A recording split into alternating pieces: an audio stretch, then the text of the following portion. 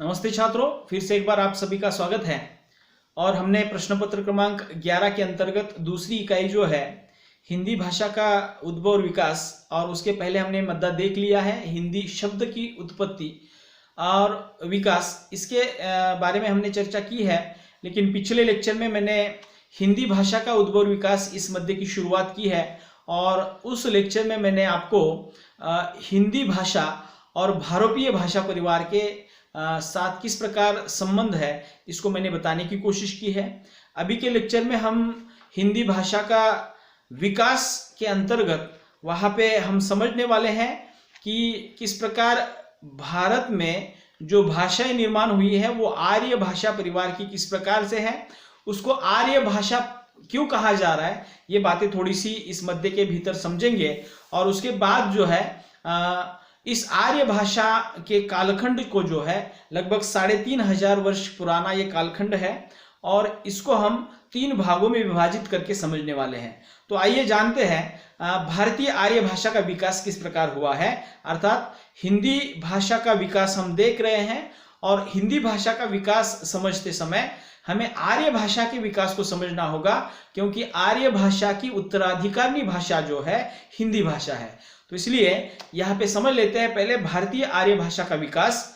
आधुनिक जितने भी शोध या अनुसंधान किए गए हैं, और उन सभी शोध अनुसंधान से ये निष्कर्ष निकला है कि किसी भी एक जाति का नाम नहीं लिया जा सकता कि जिसे भारत का मूल निवासी होने का श्रेय दिया जा सके।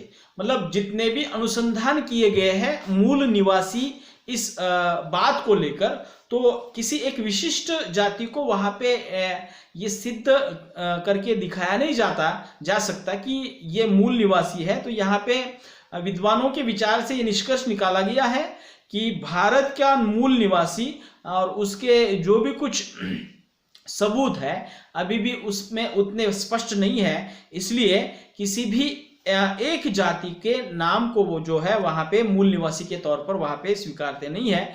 तो भी समझा जाता है कि आर्यों के आगमन से पूर्व, मतलब जितने भी संशोधन किए गए हैं, रिसर्च किया गया है, अनुसंधान किए गए हैं, उन सभी अनुसंधान से लगभग ये सबूत तो यही मिले हैं कि आर्यों के आगमन से पहले यहाँ पे भारत में कुछ जनजाति के लोग जो है, या विशिष्ट जमात के लोग जो है, या विशिष्ट वंश के लोग जो है यहाँ पे रहा करते थे। और उनमें से क्रमशः पहले रहा करते थे नेग्रिटो, उसके बाद आग्नेय, और किरात और द्रविड़। अर्थात आर्यों के आने से पहले भारत के भूमि पर जो है, या हम जिस हिंदुस्तान में रहते हैं उस भूमि पर नेग्रिटो नामक जन समुदाय जो है सबसे पहले रहा करता था। उसके बाद आग्नेय जन समुदाय रहा करता था, उसके बाद किरात नामक जन समुदाय, और बाद में द्रविड़ नामक जातियां जो है या यहाँ पे रहा करती थी। ऐसे सबूत मिले हुए हैं, और उसके आधार पर ये निष्कर्ष निकाला गया है।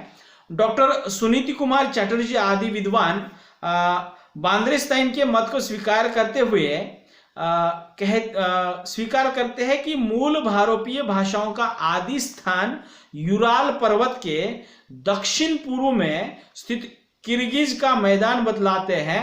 वहां पर कुछ समय तक अविभक्त रूप में रहने के बाद एक शाखा के लोग पूर्व की ओर चलकर ईरान में आ बसे। अर्थात ये एक ऐसा भौगोलिक प्रदेश है, वहां से वो लोग सफर करते हुए जो है पूर्व की तरफ, अर्थात हमारी तरफ आकर ईरान की तरफ आ बसे थे, जिसे भारत ईरानी या आर्य शाखा कहते हैं। मतलब जो दक्षिण पूर्व के बीच का जो पर्वत है यूराल पर्वत, वहां के कुछ लोग जो है पूर्व की ओर चलते हुए ईरान की तरफ आ बसे थे, और ये बाद में भारत ईरानी या आर्य शाखा उसको कहा जाने लगा।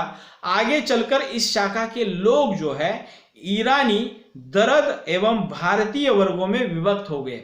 मतलब यही लोग जो है बाद में सफर करते करते जो है कुछ लोग ईरान में रहे, कुछ लोग दरद प्रांत में रहे, और कुछ लोग जो है भारत की ओर बढ़ते आए, और ये 3 भागों में विभक्त हो गए। अनुमान है कि भारतीय आर्य ईरानियों ने एवं दर्दों से लगभग 1500 ईस्वी सन पूर्व अलग होकर वो पश्चिमोत्तर सीमा से भारत में प्रविष्ट हुए थे। मतलब पश्चिम की ओर से ये भारत में आकर बसे थे। लगभग उसका समय बतलाया जाता है कि 1500 ईस्वी सन पूर्व, मतलब आज से लगभग 3500 वर्ष पहले ये ईरान से आए हुए आर्य लोग जो है यहाँ पे पश्चिम से होकर पूर्व में आकर अर्थात हमारी तरफ आकर बसे हुए थे। हार्नेले नामक विद्वान है, वो मानते हैं कि आर्यों का आगमन जो है कम से कम 2 दलों के अंतर्गत वहां पे हुआ है। मतलब आर्य एकदम से हमारे यहाँ पे नहीं आकर बसे थे, बल्कि हार्नेले नामक जो भाषा विद्वान है उन्होंने ऐसा कहा है कि वो मानते हैं कि आर्य लगभग 2 गुटों में 2 दलों के भीतर जो है भारत में आकर बसे थे। और जो पहला दल पहले आया था वो लगभग 1500 ईस्वी सन पूर्व का था। और वो अलग अलग समय में आने के कारण जो है हुआ ये कि पहले जो आए थे वो मध्य देश में आकर बसे थे।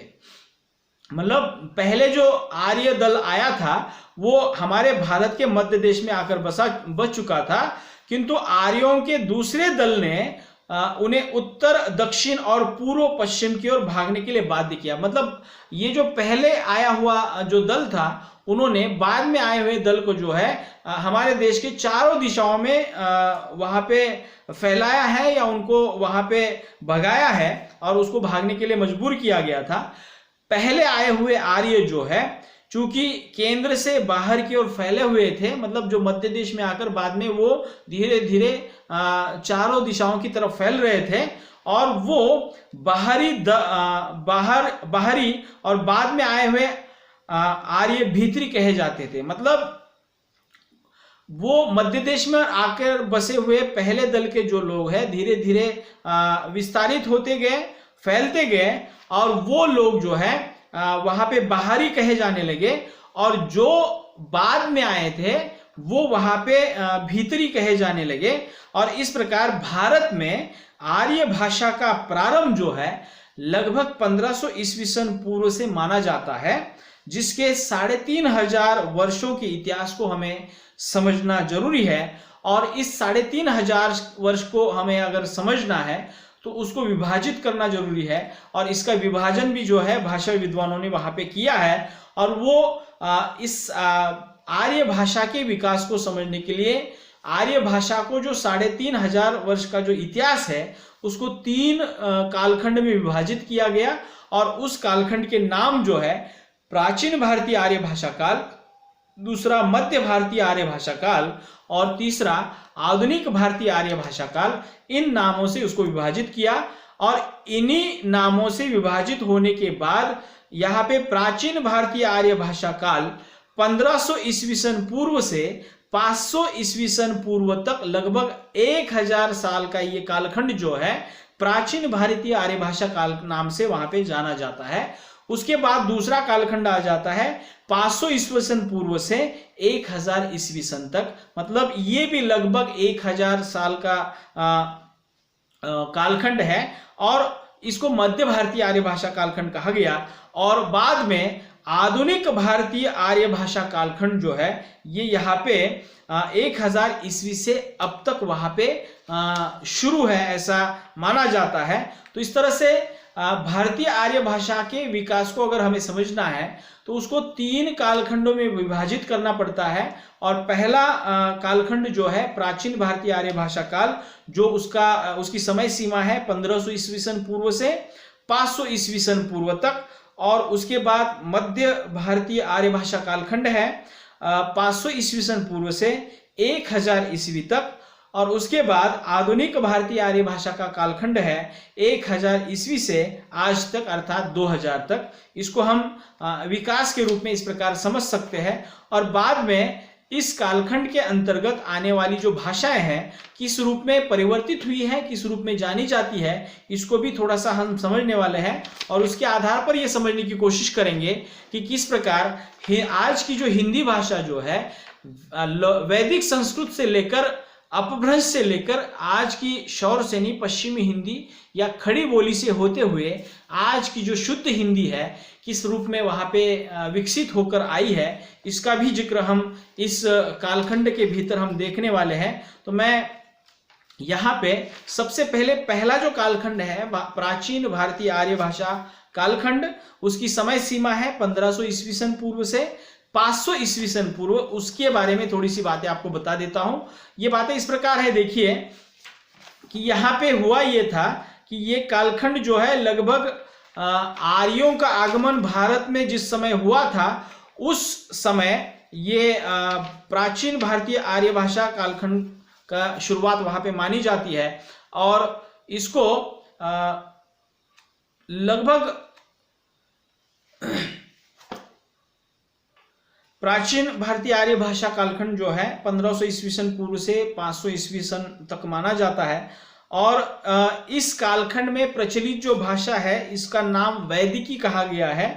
और ये वैदिकी जो है 1500 ईस्वी सन पूर्व से 800 ईस्वी सन पूर्व, और उसके बाद संस्कृत नामक जो भाषा है वो 800 ईस्वी सन पूर्व से 500 ईस्वी सन पूर्व तक वहां पे चली हुई दिखाई देती है। और इसको ही अन्य विद्वानों ने वैदिक संस्कृत और लौकिक संस्कृत इन दो नामों से वहां पे समझाया है। वैदिकी में 39 व्यंजन और 14 स्वर ध्वनियां थी, अर्थात वैदिक या वैदिक संस्कृत जो थी उसमें 39 व्यंजन थे और 14 जो है स्वर ध्वनियां थी, जिनमें से ळ, जीवामूलीय तथा उपमध्य को छोड़कर शेष 35 व्यंजन जो है दीर्घ ळ के अलावा शेष 13 स्वर जो है संस्कृत में प्रयुक्त हो रहे थे। वैदिक में एक शब्द के एकाधिक वैकल्पिक रूपों में से संस्कृत में एक ही रूप को स्वीकार किया गया। उदाहरण के लिए राम शब्द के तृतीया बहुवचन में रामेभिः, रामेह में से संस्कृत में एक ही रूप रामे को अपनाया गया। अर्थात ये जो भाषा का स्वरूप है या भाषा की जो व्यवस्था है उस कालखंड की किस प्रकार थी ये वहां पे समझा दी गई है। अनेक वैदिक शब्द संस्कृत में भिन्नार्थक हो गए। जैसे वैदिक में व्रत का अर्थ है शासन, व्रत का अर्थ शासन था, परंतु में संस्कृत में इसके अर्थ प्रण, प्रतिज्ञा, उपवास हो गए। मतलब बाद में जिस प्रकार जैसे जैसे ये वैदिकी भाषा जो है आगे बढ़ती गई, व्यवहार में लाती गई या प्रयोग में लाती गई, उसके शब्द जो है या उनके शब्दों के अर्थ को जो है वहां पे थोड़ा सा अन्य अर्थों के रूप में वहां पे जाना जाने लगा। और उसमें से एक उदाहरण यहाँ पे दिया गया है कि वैदिकी में व्रत नामक शब्द है, उसका अर्थ था शासन, लेकिन बाद में संस्कृत में जब वो प्रचलित होने लगा तब उसका अर्थ जो है प्रण, प्रतिज्ञा, उपवास आदि रूप में उसका अर्थ लिया जाने लगा।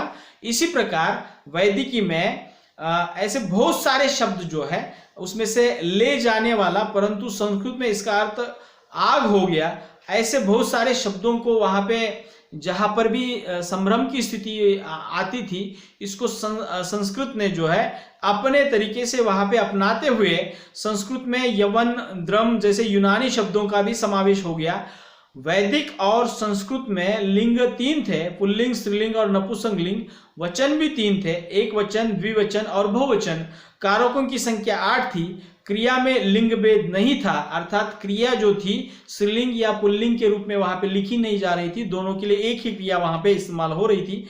ऐसे कुछ महत्वपूर्ण बदलाव जो है वैदिकी और संस्कृत के बीच में वहां पे दिखाई देते हैं और उसके आधार पर हम समझ सकते हैं कि 1500 ईस्वी सन पूर्व से 800 ईस्वी सन तक वैदिक संस्कृत चली और उसके बाद 800 ईस्वी सन पूर्व से 500 ईस्वी सन पूर्व तक जो है लौकिक संस्कृत वहां पे व्यवहार में इस्तेमाल हो रही थी।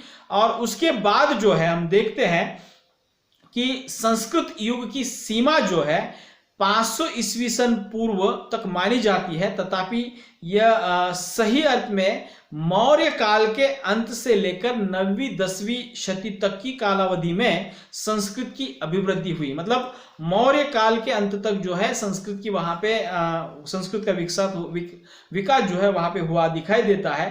तो इस तरह से हम समझ सकते हैं कि किस प्रकार प्राचीन भारतीय आर्य भाषा कालखंड में इस काल के दौरान जो है अर्थात 1000 साल में किस प्रकार यहाँ पे वैदिक संस्कृत और लौकिक संस्कृत और उसके अंतर्गत या उसकी जो भी कुछ भाषागत भिन्नताएं जो है ये यहाँ पे परिवर्तित हो गई या बदले स्वरूप के आधार पर, बदले रूप के आधार पर ये वैदिक संस्कृत और लौकिक संस्कृत के रूप जो है वहाँ पे बने हुए दिखाई देते हैं। और उसको हमने यहाँ पे इस प्राचीन भारतीय आर्य भाषा कालखंड के अंतर्गत समझ लिया है। मुझे लगता है कि दूसरा जो विभाजन हम समझ रहे थे वो है मध्य भारतीय आर्य भाषा काल। इसको मैं अगले लेक्चर में आपके सामने प्रस्तुत करूंगा। तब तक के लिए रुकते हैं। धन्यवाद।